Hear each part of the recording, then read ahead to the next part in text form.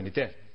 Говьсөнбөр аймагт Улаанбаатар хоттой харьцангуй ойр байгалийн баялаг ихтэй бас дэдвүтэд сайн хөгжсөн газар. Бусад аймагаас шилжигсэн эргэсдийн тоо жилэрх тусам нэмэгдэж байгаа. Ирээдүйд сайн шандад өрнөх их бүтээн байгуулалт болох аж үйлдвэрийн паркт ажиллах боловсон хүчнийг говьсөнбөрчүүд эртнээс бэлтгэж эхэлсэн байна. Улсын хэмжээнд Кембрижийн стандартаар 31 сургууль ажиллаж байгаа. Үүний нэг нь Сүмбэр сумд байгуулагдаж, математик байгалийн шинжилгээ ухаан англи хэлийг олон улсад хүлээн зөвшөөрөгдсөн стандартын дагуу зааж 5-аас 9-р анги 211 хүүхэд сурчна. Оюуны потенциалаараа манай аймаг бол ерөн улсын хэмжээнд бас тэргүүлэх хэмжээнд очих юмсан гэж боловсролын байгууллага бол нэлээ бас бодлогоо барьдаг. 9 сарын 1-ээс жишг лаборатори сургууль гэдэг бол үндсэн утгаараа байгуулагдаад ингээд цаашаа явах хэрэгтэй байгаамаа. Ийхүү говьсөнбөр сургалтын чанараар бүс нутагтаа тэргүүлж эхэллээ. Хөрөнгө оруулалтыг зохистой хуваарлах зарчмаар засгийн газраас зарласан хөдөлмөр эрхлэлтийг дэмжих жилийн үрээнд зөвхөн Сүмбэр сумд гэхэд 900 хүн байнгын болон төр ажлын байртаа болжээ. Харин цааш засаг захиргааны нэгжийн хуваарлалтын дээр зарим өөрчлөлтийг хийвэл аймаг бие даан хөгжих эргэцүүн чадамж хүртэх талаарч иргэдэн саналаа хэлж байна.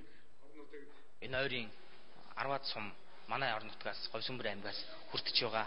За цаашаа аймаг руугаа явах 200-300 км явхаа тооцоод 60 км 70 км Говьсөнбөр аймаг руу ирж төрийн үйлчилгээг болоод эрүүл мэнд боловсролын нийгмийн үйлчилгээг авдаг ийм онцлогтой учраас энэ сумдыг манай Говьсөнбөр аймагт нэгтгэж чадвал бид нар цааш хөгжих бүрэн боломжтой. Үүнээс гадна энэ аймагт гарсан нэг дэвшилтийн зүйл бол усаас татаас авахаа бүрэн болж харин эсэргээр усад мөнгө төвлөрүүлдэг. Цанхүүгийн үед бүрэн бие даасан аймаг болж чадсан. Мөн Шивээ уугийн нүүрсний урхаа 5 дугаар сахилгын станцын түүхэн эдийн гол ханган нийлүүлэгч болно. Сайн шандаас одоо өмнө оюутлогоо 5 доо чиглэсэн байгууламжууд сайн шандаас дорнотын чиглэлд, баян түмэн чиглэлд Сүмбэр сумын барилга байгуулах ажил газар дээр бодтойгоор эхэлчихэд байж. За энэ бол манай говийн бүс нутагт үйлдвэржих одоо анхан шатны урьдчилсан нөхцлүүд улам бүрэлдэж тогтож байгаа юм. Монгол Улсын ерөнхий сайд Говьсөнбөр аймагт ажиллахдаа энэ аймгийн иргэдтэй уулзалт хийж төрийн албан агчдын цалин 2 дахин нэмэгдсэн.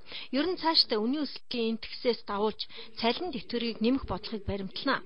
Бас орон нутгийн хөдөлмөр эрхлэлтийг дэмжүүлснээс жижигхэн үйлчлэг дэмжих зээлийг барьцаа хөрөнгө шаардахгүй.